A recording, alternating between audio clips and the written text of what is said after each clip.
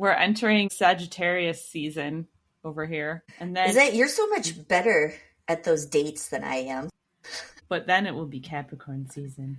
My season. Your season. And I had to laugh at this picture that you sent me the other day because I don't know where you came across this. It must have been social media or something, right? Yes, it was randomly on a thread. Okay. So it's a grid of 9 squares, and it has all of the astrological signs in one of the 9 squares. And the reason you sent it to me is because we are in the same square, Gemini and Capricorn. Which does not happen very often because our signs are not really similar in any way. Yeah, they're usually very different because I'm an earth sign, Capricorn's an earth sign, and what's Gemini? Are you I think Gemini's an air sign. Yeah, it's an air sign. Yeah, and so like I'm in June, you're in December. We're far apart on the chart, right? Like fairly speaking. Although I guess technically, well, you're not quite my opposite because you're in June, but you're a little before my full, like Capricorn's full opposite. Yeah, which is kind of funny. But anyway, so we fell into our signs fell into the same categories on this grid that you sent me. And the overlap is calls themselves a god is actually insane. Yeah. It's like a weird grid that's sort of like an alignment chart situation. And so the categories are calls themselves baby, calls themselves a god, calls themselves insane, and then is actually baby, is actually a god, is actually insane. Is actually insane. Apparently we call ourselves a god, but we are actually insane. And we're actually insane. Which I was like, that's accurate. I feel like that align. Like maybe we do align in that way. But I also just thought it was funny that it was both Gemini and Capricorn in that one square. No other signs, just those two. Yes. And I was like, all right, well. Yes. So I discovered something else in my period tracking app that I was going to tell you about too. So because we're friends on this app, you got to sync your cycles together with friends, obviously. Hey, it's good to know. I wish we'd had this in college, man. We would have been way more prepared. People's moods. Right? It would have been helpful. So there's like a little compatibility section for you and me. And so one of them is for our star signs, Gemini and Capricorn. And I read this and I laughed. It says, when Gemini's chaos crashes into Capricorn's control, it's like a reality TV show, complimentary. You push each other's buttons and low-key admire how the other operates. It's a tension-filled roller coaster, and you're both secretly here for it. Yes. Oh my God. I feel like that fully explains the Sloppy Joe incident on a whole nother level. I thought of that exactly. I was like, oh man, yeah, that actually kind of makes sense.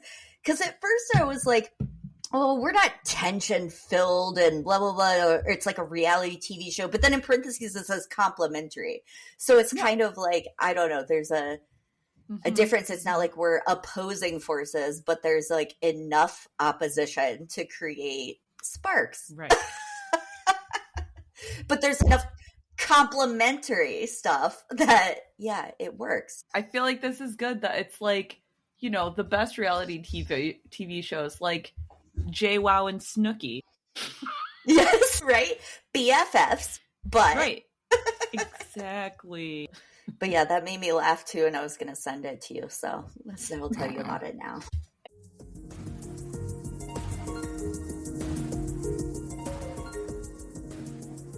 I'm Katie. And I'm Emily. We're 2 long-distance best friends with a passion for learning about all the things that make everyday life interesting. With my PhD in geography.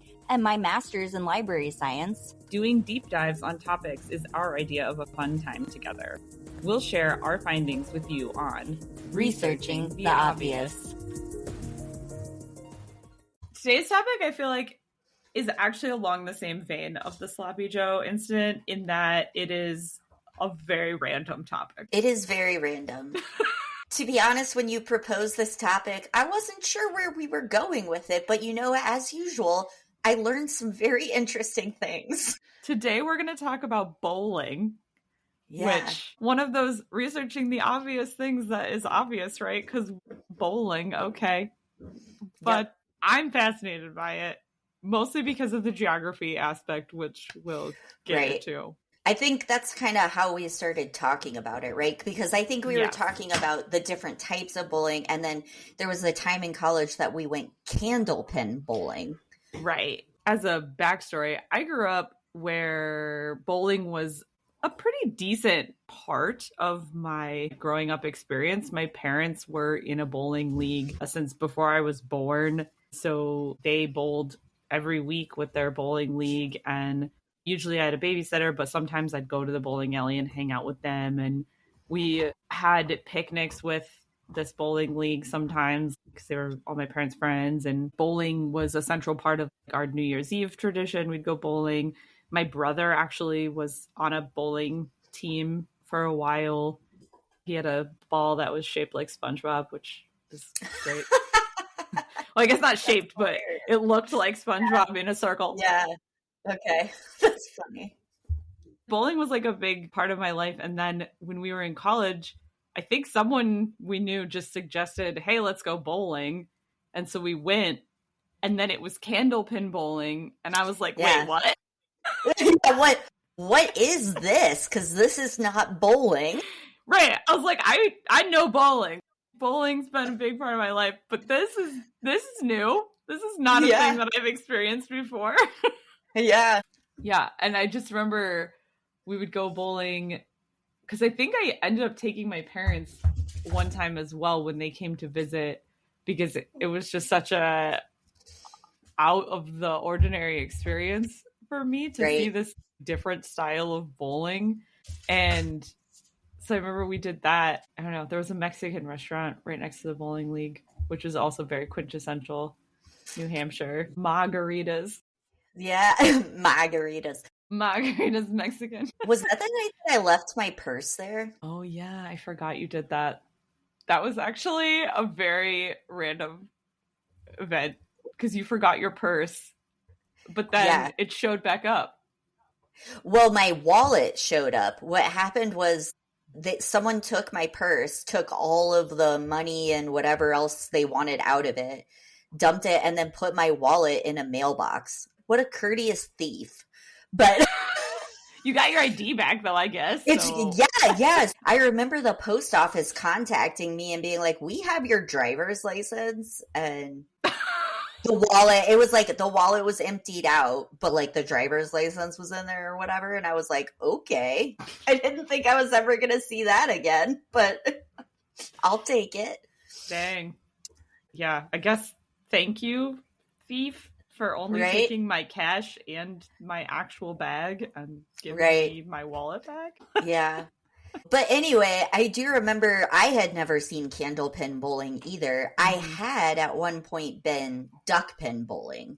So that was the only alternative style of bowling that I was familiar with. So I was also very confused by the whole candlepin thing. That was new.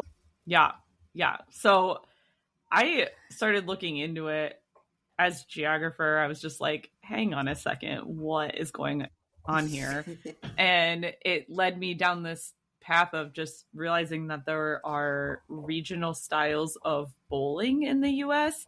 And I'm sure if you live in one of these places where there are alternate bowling types, this isn't surprising to you. But if you live in the Midwest or the Western US, you have probably never been exposed to the fact that there are other types of bowling that exist and sometimes are more dominant than standard tenpin bowling in the US. So I was just curious to learn more about the history of bowling and how these other types developed, because it's just kind of random and not something that you would know about unless you actively live in an area where there's other types of bowling alleys. Yeah, and so I decided to do some of the history of bowling research, and it was way more fascinating than I anticipated. I have to say, I've never really thought about where did bowling come from and how long has it been around and things like that. So it was kind of fun to explore that a little bit and see where its origins are. And it also made me realize that bowling is kind of a uniquely American thing. So even though it exists in other parts of the world, I'm not saying it's just American, but like the bowling alley, the bowling leagues, the popularity of bowling really was something that mostly happened in America. And so it was like discovering this little piece of Americana that I think I kind of took for granted before. Just never really thought about it. Yeah, I feel like bowling always seems like one of those things that pops up in pop culture. If you're watching a TV show or a movie or something, there's sometimes scenes of things happening at bowling alleys or groups of kids like going and hanging out at a bowling alley, or sometimes they do it as like a nostalgia thing almost, I feel like. Going and hanging out at a bowling alley. And I had never really thought about that either, of bowling being a very U.S. experience. Although I will say that later on, I'll talk about how it is also very Canadian as well, but just a very like North American in general experience. Not that they don't have bowling other places, but just the whole aspect and like cultural phenomenon of it is very North American. Yes. Yeah. It got me thinking too about, it's funny that you mentioned bowling in pop culture, because it got me thinking about different examples of where you see bowling in famous TV shows, movies, things like that. So we can talk about that a little bit later, because I made a list of some of my favorite places that bowling shows up in pop culture. I had to laugh about this too, because bowling goes as far back as the ancient Egyptians, which I feel like I say a lot on this podcast. Yes. Okay. Yeah. How many things have we brought up with ancient Egypt? Are we going to talk about the mummy again? Time out. I just found out they're making a new mummy movie. No. With Rachel Weisz and Brendan Fraser? Oh my God. Oh, I'm so excited. That is the best news I've had today. Yeah. I just found this out. Yeah, that's awesome. Anyway, I say this a lot. Apparently, there is evidence that in ancient Egypt, they had a game that was similar to bowling. So, right, when we're talking about these ancient origins, is it the tenpin game that we know today? No. But they did find evidence of a ball and pins in a child's tomb. Like it would have been a game that they would have played. And there were also pictorial representations of a game like similar to bowling. And they also found so that the balls would typically have been made from husks of grain and then maybe covered with leather and bound with string. But they also found porcelain balls, which means that they would have had to roll those. The leather ones they probably could have thrown. It could have been a throwing target type game too. But the porcelain ones you wouldn't throw. You'd have to roll those. Oh. Okay. In order to knock something over. So that's as far back as it goes. But then the main origin of bowling, kind of as we know it today, started in Germany. And Germans actually incorporated bowling as part of their religious activities during the 3rd and 4th centuries AD. So get this. Okay. Like, how is this religious? But okay. German peasants carried around clubs called Kegels. I think that's Kegels. Okay, whatever. Okay. For just generally for protection. And in the monasteries, as a test of faith, they would have people set up their Kegels, which were meant to represent heathens or non-religious people, non-pure people. And then you had to attempt to knock over the Kegels with a stone. And if you succeeded at that, then you were deemed free of sin, pure of heart. You conquered the heathens. Sure. And if you miss, then, you had to try again another time, I guess. This is something the monks would do, and just also, religious people. Got it. So if you were good at bowling, then you were clearly sin-free. Yes. Yeah. Yeah, that's all it took. That's all it took. So yeah, fascinatingly too, in some places, bowling is still called kegling because you are trying to knock down these clubs that are kegels. Okay. Word origins. Right? So that was really the origin, and then before it evolved into more of a recreational game. I did see too that Martin Luther was a very enthusiastic bowler and claimed that a 9-pin setup was the ideal number of pins to have. So yeah, bowling and religion. Is 9 a religious number? I don't know. Yeah, so I think it was about the way that you set them up, making it more difficult to knock over all of the pins. It would be difficult. Because everyone can't be without sin, so. Yeah. Yeah, maybe. I don't know. Can't knock them all over in one go. But there you go. The unexpected religious origins of bowling. Oh, okay. In the 1500s with Martin Luther. Right. So the game of 9 pins was played by Dutch, Germans, and Swiss as an outdoor recreational game, and they usually set up a bed of clay and cinders where they would roll or throw the ball at the pins. Mm-hmm. Eventually, they would add coverings for the pins, and the game moved inside. So the first known indoor bowling alley was opened in London in 1455 AD. Oh, wow. Yeah, I mean, it's old. Yeah, so we're talking pre-Shakespeare. Yes. Yep, a form of bowling existed. And that's, again, this was 9 pins, so it wasn't quite the 10-pin version that we're familiar with today. So how do we get to that? So over to the Americas. The first evidence of bowling in America was in 1650. There's a painting of some Dutch settlers playing in Bowling Green, New York. It was a common game for immigrants to play in the United States. By 1841, it actually was banned in Connecticut, and then other states followed suit because it had become a massive gambling issue. What? Yes, gamblers had taken over the game. Oh. And to make money or whatever and encourage gambling, and it was such a problem that they banned it. So we went from bowling means you are not sinful to bowling is the sin. Correct. Yes. Full circle. So they actually banned it starting in the state of Connecticut, and then eventually all the other states banned it as well to try to get a hold on the whole gambling thing. Wow. Yeah. However, the way they got around this was to add a 10th pin because it's a 9-pin game.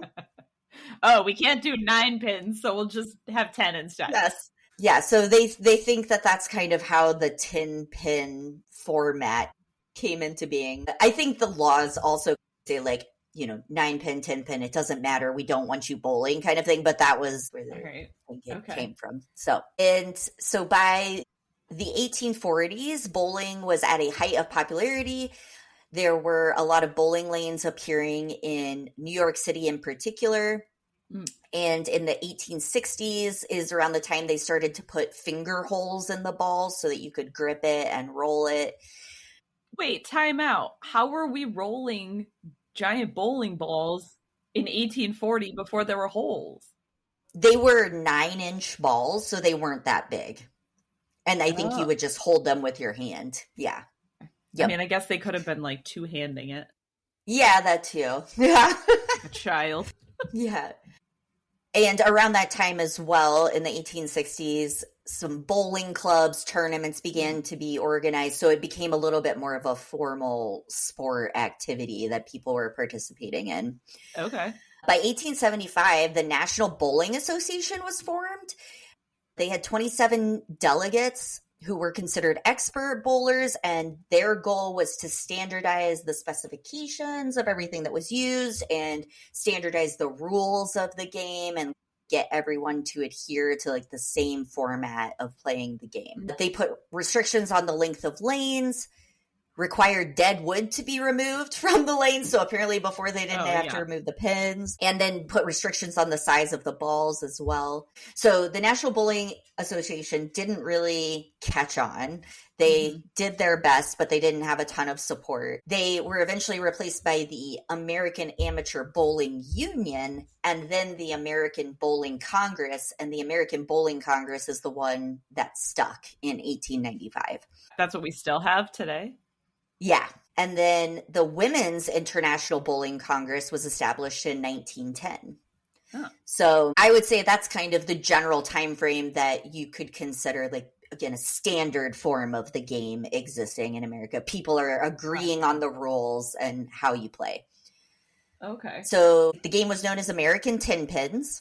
So again, I had never really thought about it being an American game, but it is, at least the tenpins. Right. Because of gambling. That's right. Yes, right? Yeah. So American tenpins and bowling clubs were very popular, especially in the German communities. So again, you know, the immigrant communities who had played these kind of games before, they really got into the American tenpins version of the game. This is making me think of, I feel like I've seen movies, or even just if you've been on a tour of an old mansion or something from 1800s in movies, or like even tours of these old houses and stuff, they usually have a bowling lane in them. Yep. I always thought that was kind of crazy, but I guess it's because bowling was super popular in the 1880s. It was taking off. 1890s. Yep. Yeah. Wow. Yep. It was really taking off. So you were super cool if you had a bowling lane in your house. Yes. It's like having a pool table today or something. Yeah. Yeah. I mean, I think it was. In 1905, the first hard rubber ball was introduced by the Brunswick Corporation. They manufactured it. And then from 1920 to 1929, the number of American Bowling Congress sanctioned alleys grew from 450 to about 2,000. Prohibition, which I feel like we talk a lot about on this podcast as well. Like everything goes back to Prohibition, I swear. Yes, right? Prohibition is credited with helping to increase the number of alleys as well, because they saw it as a family appropriate and dry, you know, as long as they weren't serving alcohol, which not how we think of bowling alleys today, but back then, a family appropriate activity that doesn't involve alcohol. Okay. I guess as opposed to like cards or darts. Yep. However, with the repeal of Prohibition in 1933, that allowed breweries to sponsor teams and individual bowlers, which then added to and contributed to giving bowling a reputation for being a working class man's game. Yeah, because of the brewery-sponsored teams. Yes. So in 1936, a guy by the name of Gottfried Schmidt invented the mechanical pin setter in his garage. However, it wasn't put on the market, like a production version of it, until 1952. So that would have been around the time that, pin setting was actually done by a machine. So with that, the 1940s to the 1970s were considered the golden age of bowling. And to give you an idea of how much it caught on during that time, the American Bowling Congress membership went from 700,000 in 1940 to 1.1 million in 1947 to 2.3 million in 1958 to 4.5 million in 1963. Oh, dang. Yeah. Yeah, wow. Okay. That's like a huge increase in membership in not very long. Right.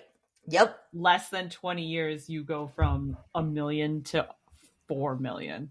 Yes. Yeah. Wow. It was, insanely popular. Also of note, in 1947, President Truman installed a bowling alley in the White House, even though bowling alleys were still characterized or referred to as many as the poor man's country club. Okay, so it was a very working class sort of... Yes, that's still how they... Okay. Yeah, that's still how they viewed it. Also, during World War II, bowling really flourished. So when we were talking about those growth numbers at the very beginning, it was 1940. So that's around the time World War II started. Mm-hmm. Companies actually sponsored bowling to boost worker morale during that time. Oh. And then it also became a fixture at military bases. A lot of military bases would have bowling alleys for recreation, in large part because there was a U.S. government campaign called Bowling for Health. Like being active. Yes, promoting a healthy recreational activity. So it was very popular. You know, when I was in high school, my senior year, our gym class did a whole series on like staying healthy for the rest of your life situation. And they did activities to like maintain healthy movement or whatever after you graduated high school. And one of the activities we did was bowling. Like we went to a bowling alley in gym class and went bowling. That's really funny. Mm-hmm. That was how they were promoting it. And so it was widely played in the military. I mean, also just in general, and during that time, it was becoming more popular. Mm-hmm. By the 60s and 70s, this little factoid blew my mind. In the 60s and 70s, top bowling professionals made twice as much money as NFL football stars. What? Of the time. No. Yeah. That's wild. Right? They were receiving $1 million endorsement contracts and were basically celebrity status professional bowlers. In the 70s, there were bowlers that had $1 million contracts? That's what it said. In the 60s and early 70s. Crazy. Yeah. Wow. Yeah, it was a big thing. I did not realize like that bowling was that big at a time. I mean, I remember watching bowling on TV when I was a kid. So that would have been like the 80s. Early 90s, late 80s. Yeah. And I remember watching bowling on TV. Wild. Okay. Right. So that probably was some of those like, people maybe carried over from the 70s that theoretically could have been. Yeah. So in the 1980s, though, is when we start to see participation in bowling leagues declining, which is a big source of income for bowling alleys and getting people to participate in it. So they say that the reason that happened is that there were other leisure activities that were gaining popularities, like skiing and tennis, jogging even. And also there was an increase in households where both husband and wife were working, which cut down on the amount of time that they might be spending or have available to do leisure activities, like like participating in a bowling league. Yeah, I don't know. That's what they said. I didn't know if that's speculation or not. I mean, that's the opposite of my experience growing up. But I mean, I'm just one statistic point, so who knows? But interesting. I guess, maybe if you're both working, then you don't have someone to take care of household stuff after work. So you need to do that instead of going bowling or something like that. Those were the things that they cited. Also, just other things becoming more popular. I think that's probably as good of an explanation as any, right? There were just other sports that were, look at pickleball today. Right. Like, yeah. Something else was trending. Mm-hmm. Exactly. And then from the 90s into the mid 2000s, it started to decline even more. Big reason that I saw given for this, and there's actually a guy who ended up writing a book about this called Bowling Alone, is he basically posited that community engagement in general in America was going down. So people were not as interested in going out somewhere and connecting in a community sense to do those kind of activities. And so that's at least in part why maybe bowling was kind of on its way out. That's like a pretty pivotal book, I think, in any kind of discussion of like American way of life and that sort of thing. Oh, really? Yeah. I had not heard of it, so I wasn't familiar. Yeah, I'd recommend it if you're interested in that. I mean, obviously at this point it's a little dated, but I do think it sort of points to the way that the US socially has been changing since the early 2000s, really.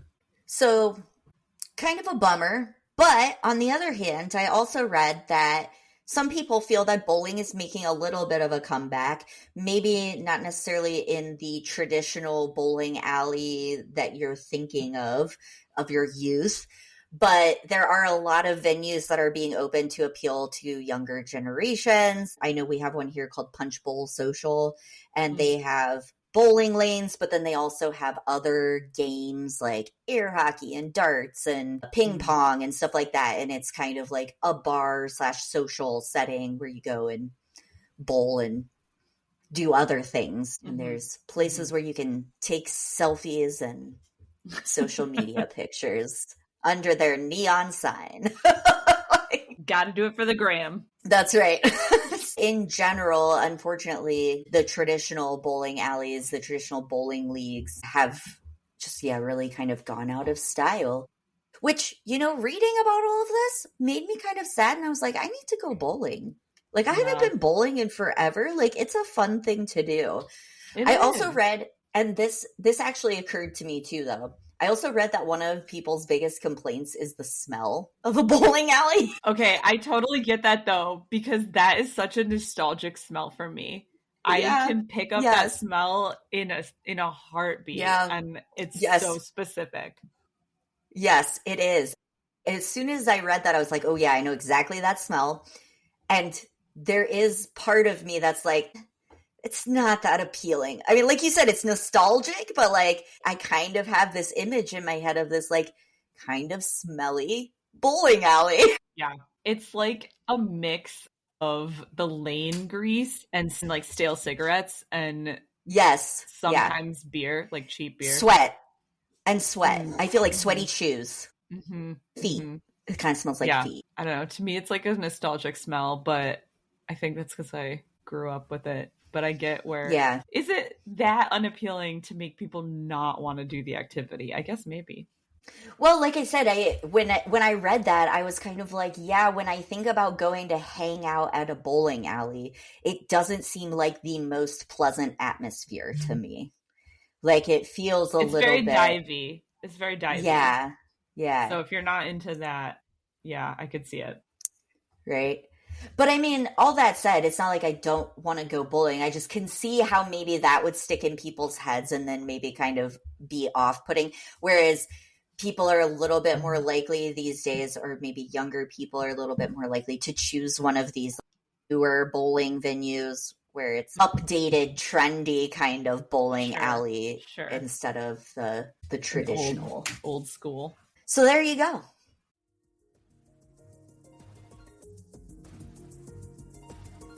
Hey, Katie, remember that time that we wanted to start a podcast based on all of our random research conversations? Yeah, and we had no idea what we were doing or how we would even make a podcast. Yeah, that's the time.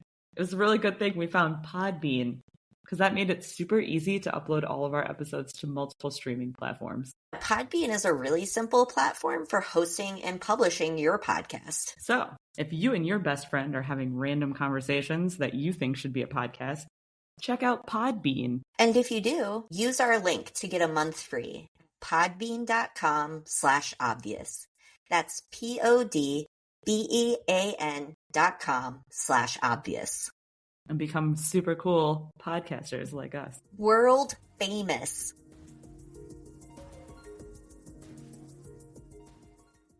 So I guess we're assuming in this episode that our listeners are familiar with tenpin bowling and what it looks like and all of that. But in case you haven't seen a 10-pin lane, it's 10 pins, and the pins are about 15 inches tall and have a maximum thickness of 4.76 inches at the waist, but they've got that curved shape, right? So they're really skinny at the top and then curved at the bottom. I'm assuming our listeners know what a bowling pin looks like. Ball sizes are actually regulated by the U.S. Bowling Congress, and they have to be a diameter of between 8.5 and 8.595 inches. So I suppose you could have a ball that's slightly larger than other balls. But I thought this was interesting. The maximum weight of a bowling ball can only be 16 pounds. So you can't have a bowling ball that weighs more than 16 pounds. But I think most bowling balls are between 6 and 12 if you go to a bowling alley. I remember when I would go as a kid, I would always look for the 7 because there were hardly any 6s. And I was always like 7 because, I didn't want it to be too heavy. I couldn't pick it up. And the bowling balls have finger holes. There's usually 3 holes, one for your thumb and then one for their 2 fingers. Some people use their first 2 fingers, but some people use their middle 2 fingers, depending on how you want to style your bowling throw. And then the lanes are 60 feet long and only 41.5 inches wide. Something that I guess for whatever reason I didn't realize is that they only oil the first 2/3 of the lane. So the whole lane is not oiled. It's only the initial part of the lane. Yeah, I read something about that too. So that there's at one point more friction on the ball. When it gets further down the lane. Yep. And so in terms of scoring, basically you have the 10 pins. So there's a maximum of 10 points available in a frame and you play 10 frames, but the scoring sort of builds on each other a little bit. So if you knock down all 10 pins, then that's a strike. And then that score is added on to your score of your next frame in order to get your initial score, and then you add it on. It's a little complicated to explain on this podcast. So if you want to look up how to hand score in bowling, because I know so many of them are electronic now, so you don't have to think about it. Right. You can go look how to hand score. But basically a perfect game of bowling in 10-pin bowling is 300 points. And there's lots of people that score 300 points. If you're a good bowler, chances of you getting 300 points are pretty high. Even if you just bowl in a league, pretty high chance of you getting a 300. I know people that have gotten like 275s and higher who are just casual bowlers. So if you practice enough, you can get high scores in bowling. I don't think I ever even broke 200. Yeah. I don't think so either. I'll be honest. So anyway, I bring all that up because I want to talk about these regional variations of bowling. And I think it's easier to compare the regional variations to a 10-pin lane if you have never seen one of these before. So I'll start with candlepin because that's the one that we went and played when we were in college. Candlepin is basically exists around the New England states, but primarily in New Hampshire and Maine and Massachusetts. But it also exists in parts of the maritime provinces in Canada. So in New Brunswick and Nova Scotia, you can find candlepin bowling as well. In New England, they call candlepin bowling real bowling. They would. Yeah, they would. And then 10-pin bowling is called big ball bowling. So okay, you've got real bowling. Okay. So candlepin bowling, if you've never seen it before, on first glance, it looks the same because the bowling alleys look the same and the lanes are the same, but the pins are much skinnier. So they're the same height as a standard 10 pin. They're 15 inches tall, but instead of having that curved shape, they are cylindrical and only 3 inches wide. So they're basically just sticks. So they're straight up and down, only 3 inches wide versus what the standard 10 pin can be as wide as 4.76 is maximum width. Yeah.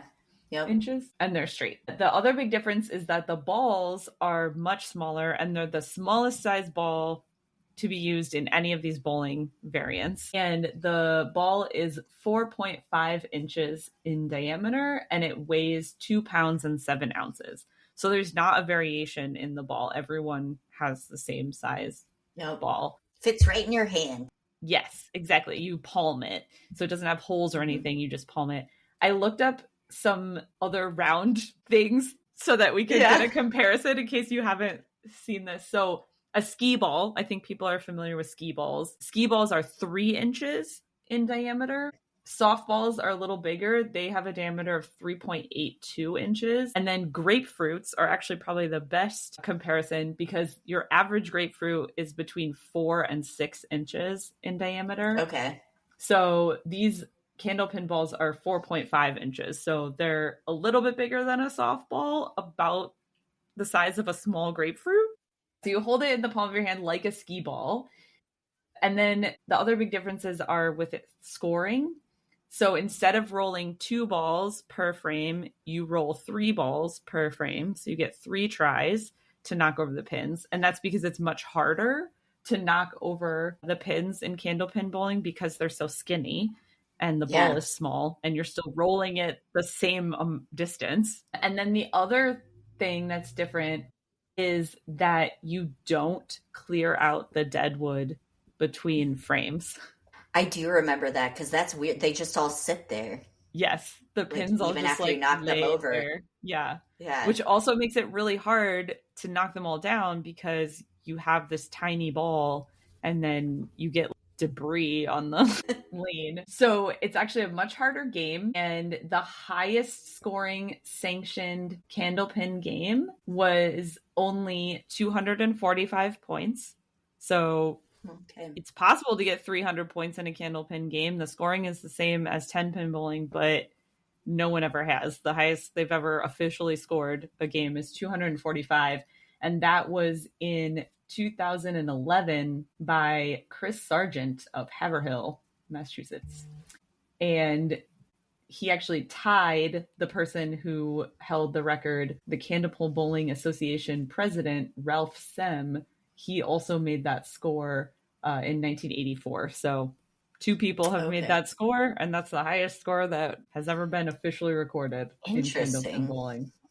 This game was, not surprisingly, since it's such a core New England game, was invented in New England. It was first played in Worcester, Massachusetts in 1880. So it actually dates back to that golden age era of bowling where it first became really popular. And the reason why they made it is because this billiards hall owner, Justin White, and his friends Jack Monsey and Jack Sheaf, so 2 Jacks, they were looking for a way to make the game a little harder. They were looking for like a more challenging game.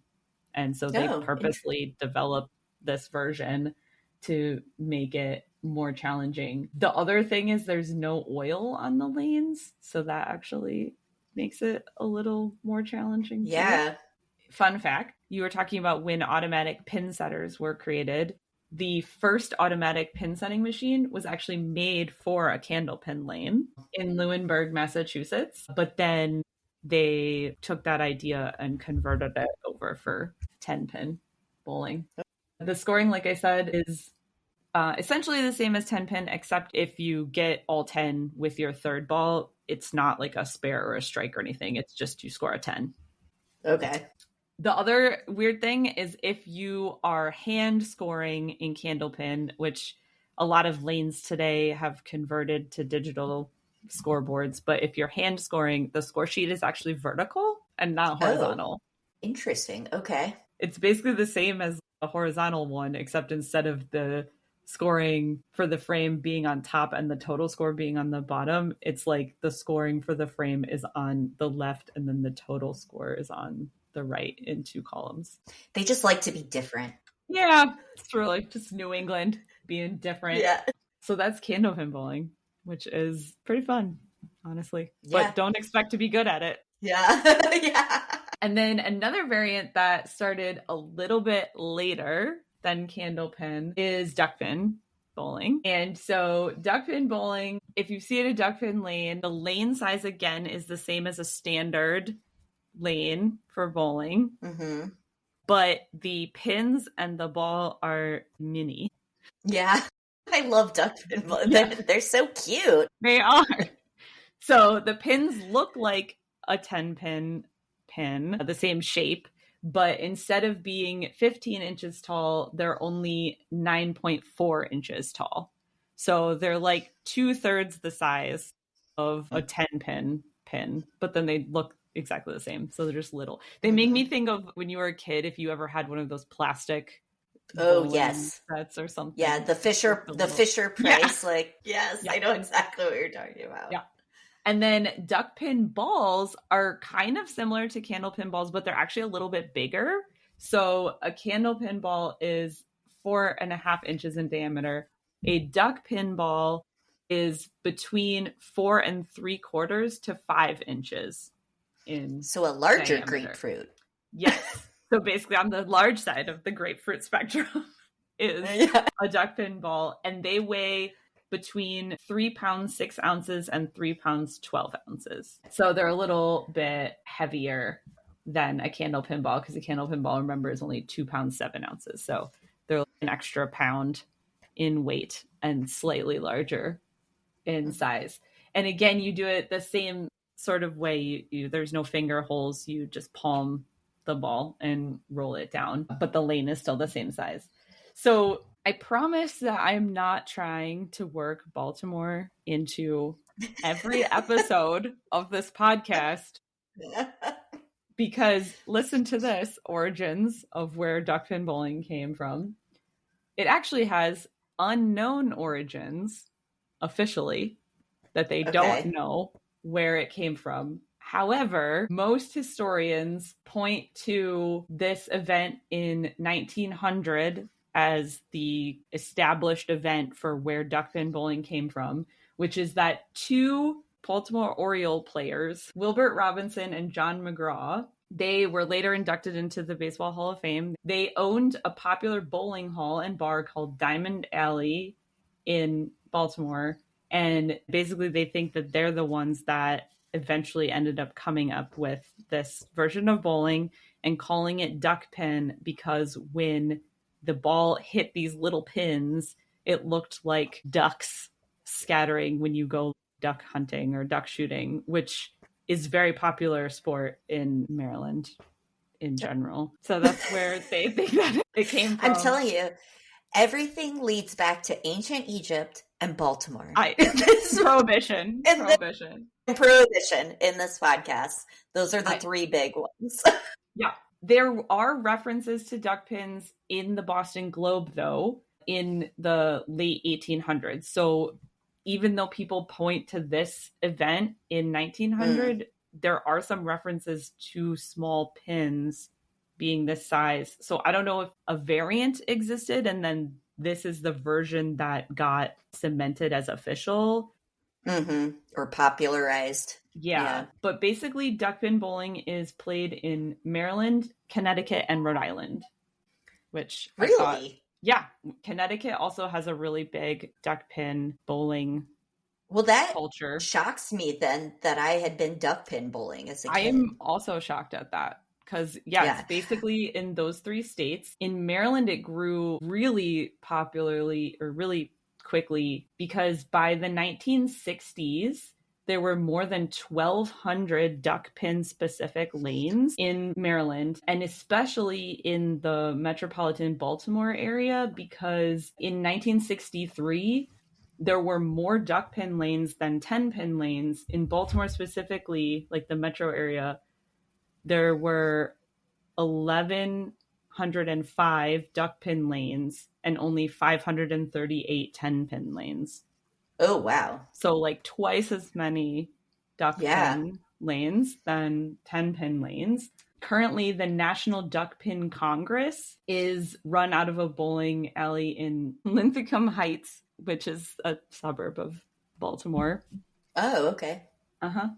So it got really popular again in that 1960s, 1970s era, especially in Maryland, but also Connecticut and Rhode Island. The highest recorded ever score in duckpin bowling comes from a man in Connecticut, so it was really popular there as well. And in 1992, he bowled a 279. Okay. So higher than candlepin. Yeah, so even though you can get a 300, still really tricky. Highest score was only 279. Kind of sad though, duckpin is dying pretty rapidly as a bowling style, and it's a sort of unfortunate reason why. It's basically because of lack of access to pin setting machines. And what ended up happening is that Ken Sherman, he invented the duck pin machine pin setter, and he passed away, and his company then had to close, which was in 1973. And before he passed away, he was approached by the Brunswick company who owned the patent for the tenpin setter and made all the tenpin machines. And they asked if he would sell his patent to them so they could start making the machines, and he refused to do it. Oh.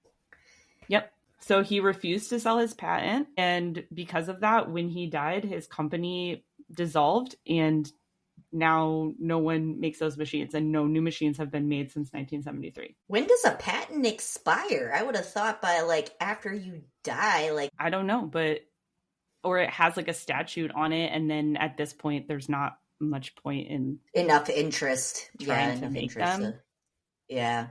So it sucks because no new parts are being made for these machines. So a lot of existing duckpin lanes, basically whenever an old duckpin alley closes, they will go to the alley and like salvage the pin machines for parts.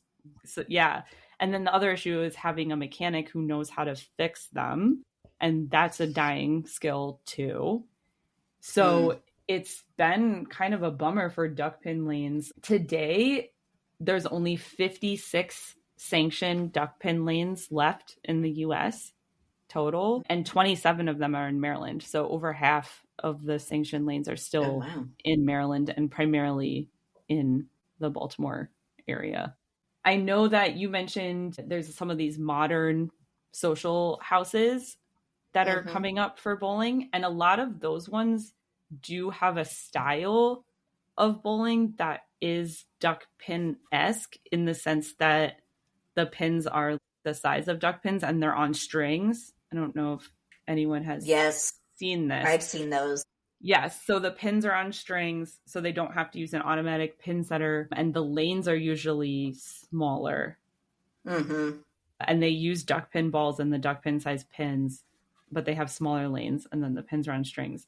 So a lot of people will refer to that as going duck pin bowling, but it's not actually the same game as duck pin bowling as it was originally conceived. Bring back duck pin. I know. Goodbye, duck pin. If anyone wants to go duck pin bowling, there's a place by my house that's a BYOB. I'll take you. I want to go next time I come to visit you, and especially now that I know that. Yeah, it's real stinky. It's old. Is it? It's okay. I'm okay with that. I'll get over it. I will say the one time that I went duck pin bowling as a kid, it was this really random bowling alley in this weird part of Indianapolis. And I went with a youth group, and I don't know how. Yeah, that's crazy. We found it or did it. Yeah, but I want to know why it was there. Yeah, I do too. It makes me wonder if the owner, whoever opened it, was from Connecticut Maryland. Connecticut. Yeah. I also learned that there's a variant of duck pin bowling called rubber duck pin. And so rubber duck pin is basically the same thing as duck pin bowling, except there was a guy who lived in Pennsylvania around the Pittsburgh area named William Werthel. And basically he was like, duck pin's too hard. And so he added a rubber ring around the duck pin pins so that basically it created a wider circumference on the duck pin pins so that they would be easier to hit. And that game became really popular in the 30s and 40s, especially around the Pittsburgh area, and it became a lot easier to play. And so there's been a lot of perfect 300 games in that, even though it's the same size ball and the same size of pins, just because of that rubber ring. It's basically, though, died out in the US because there wasn't really a way for automatic pin machines to work on it with that rubber ring around it. So that kind of killed it, the automatic pin setter thing. So there's only one official rubber duck pin lane left in Pennsylvania. Oh, wow. Yeah. The last one. The last one. Yeah. But fun fact, which is kind of crazy, for whatever reason, it became also really popular as a game in Quebec. And so if you go to Quebec, you can play rubber duck pin bowling. It's really popular there. Yeah. There's more rubber duckpin lanes than any other type of bowling lane in Quebec. Okay. So if you're searching for that style of bowling, if you go to Quebec, you'll probably be able to find it still. And then the last type of bowling is actually crazy. And this is why I wanted to say that Canada falls into this too, because it is a quintessential Canadian sport, apparently, which I didn't even know that Canada had its own complete style of bowling, but it does. And it is called 5-pin bowling, and they only use 5 pins. 5? That sounds a lot easier. So it's actually kind of interesting, and it makes me kind of want to try it. But basically what happened with this one is that in the early 1900s, bowling was becoming popular in the US. And so this guy, Thomas F. Tommy Ryan, he set up the first 10-pin lane in Toronto. And when he set up the lane, I thought this was interesting because you were mentioning how bowling was such a working class game in the US. So he set up the lane in Toronto, and he set it up as like country club experience, and it was for the elite population of Toronto, and it was like this exclusive club where you could go play bowling. But people started complaining that it was too strenuous of a game. Maybe because it was these elite people that were like upper crust, and I don't know, that they were so annoyed that the game was too hard. And so he basically tried to develop a less strenuous game. And what he came up with was 5-pin bowling. And so the pins are a midway size between a 10-pin pin and a duckpin pin. They're about 3/4 of the size of a 10-pin.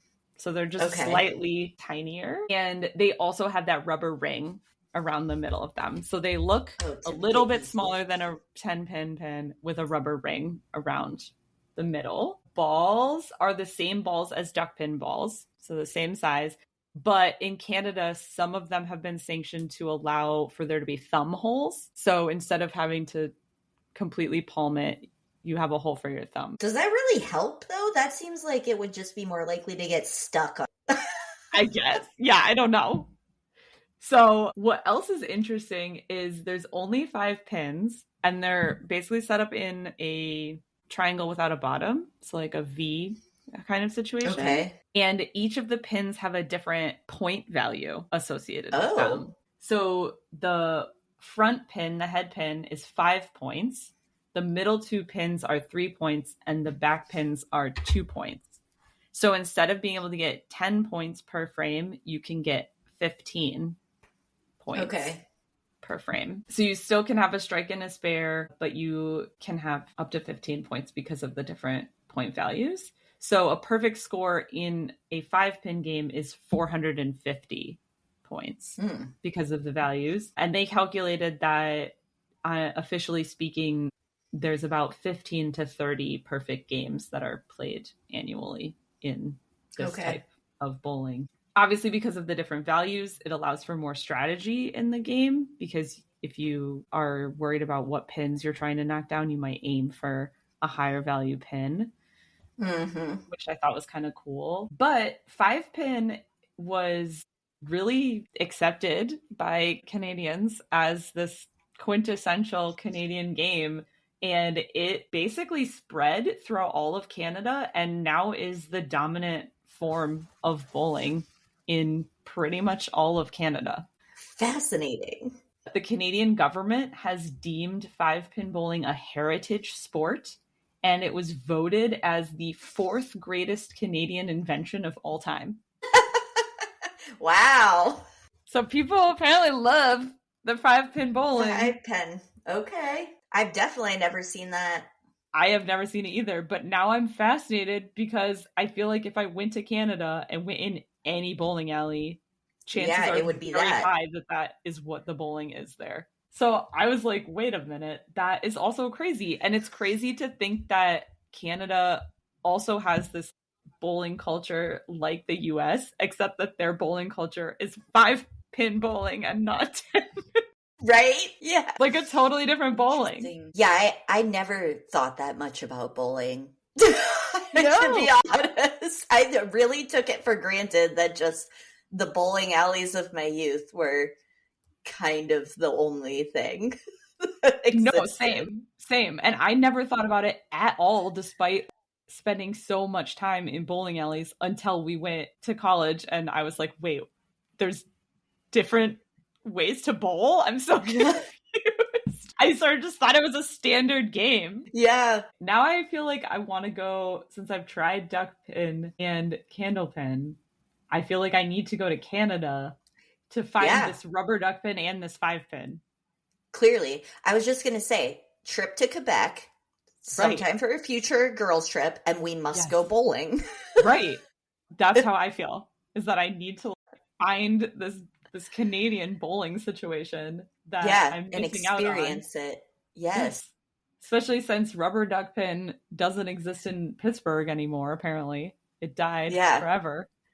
But Quebec, man, they got it. Yeah, okay, Canada. I do wonder, so it's interesting that basically the rubber duckpin died in the US because of the lack of machines to pin set, but I wonder if the reason why it stayed in Quebec is because the 5-pin also has rubber bands around the pin. Oh, yeah, maybe they have a different machine. So maybe their machines are able to also accommodate the rubber duck. But then why wouldn't you just buy Canadian machines and bring them to Pittsburgh?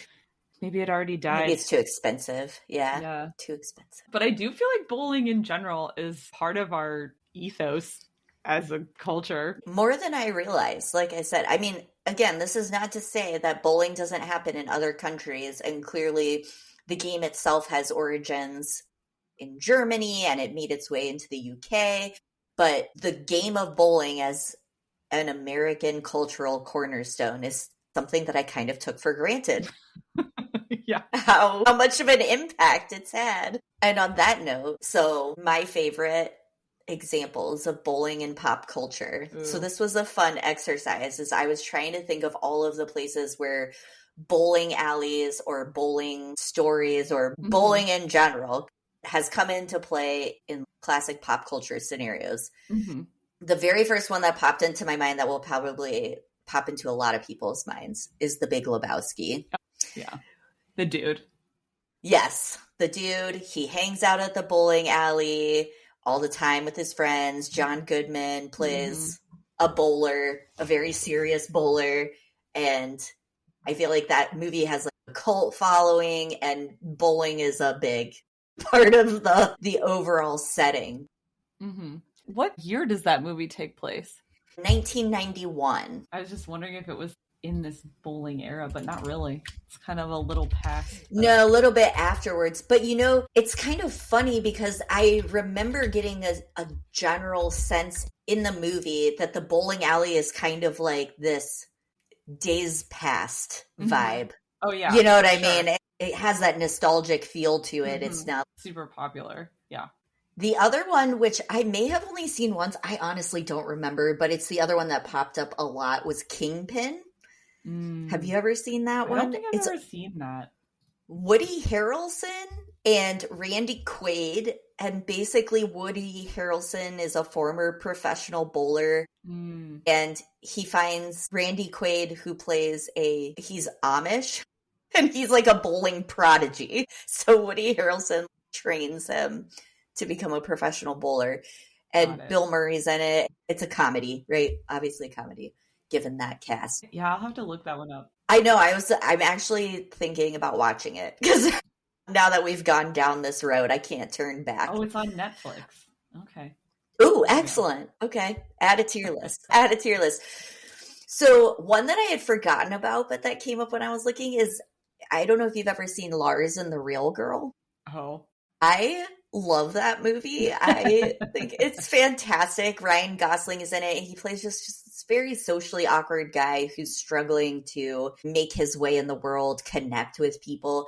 And there's a very iconic scene in that movie in a bowling alley where he first starts to connect with people, feel a sense of belonging, which he's really struggled with before. And the bowling alley is where that takes place.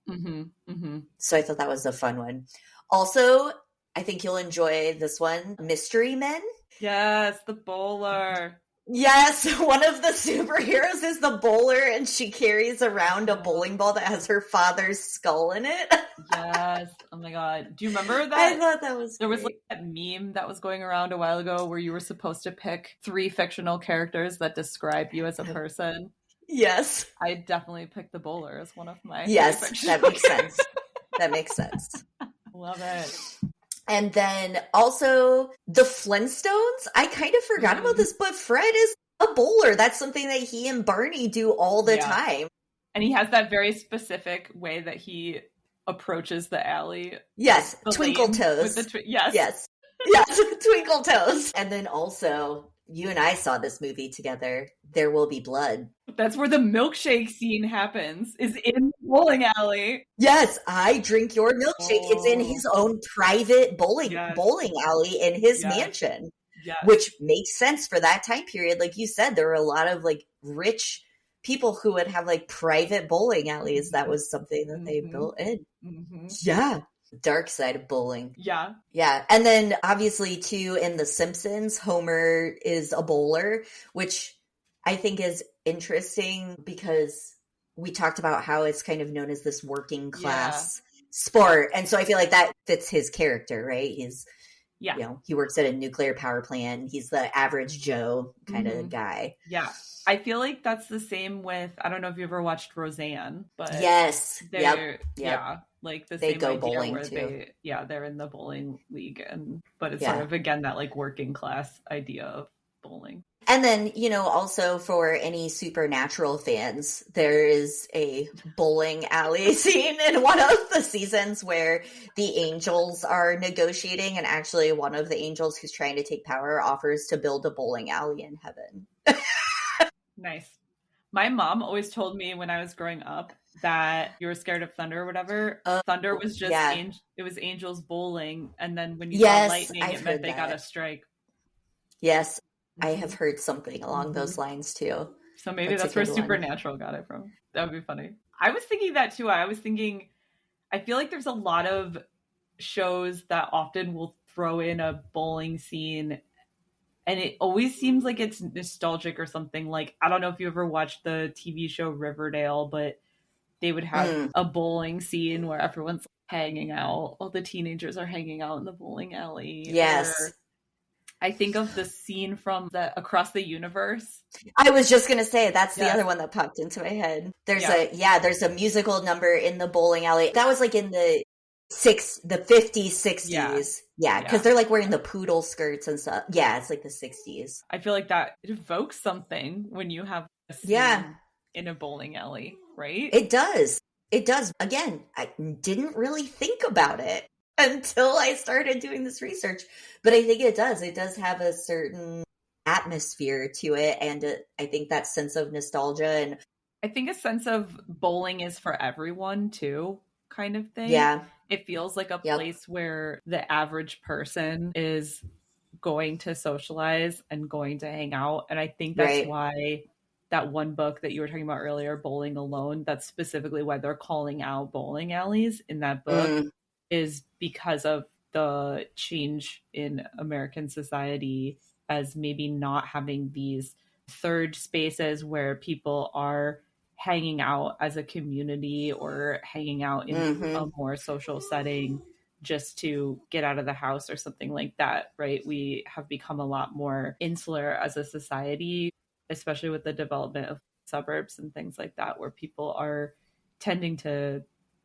be more in their own home and stay in their own circles. And, you know, you hear about this with social media bubbles and all that stuff too. But I think when we see bowling alleys in media and popular culture, it does sort of harken back to this idea of the space for everyone to go to and hang out in that way. Yeah, I guess I'd even put it up there with things like the soda fountain, right? And going to a diner, so like that kind of American social experience. Yeah, for sure. Hope everyone enjoyed this especially random topic. It really was. But you know what? As always, I learned some very interesting things. Made me think about bowling in a different light. And you better believe I'm going to be like paying attention to when bowling alleys show up.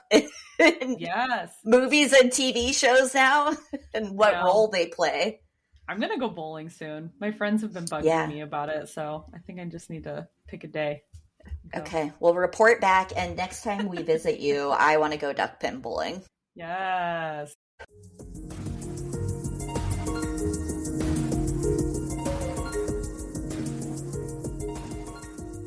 Thank you for listening to Researching the Obvious.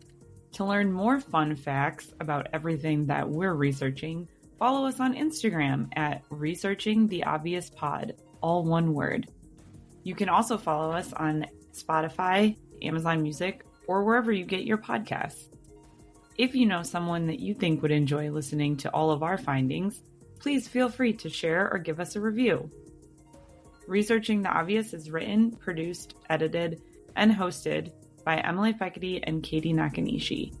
Tune in next time to hear more obvious facts.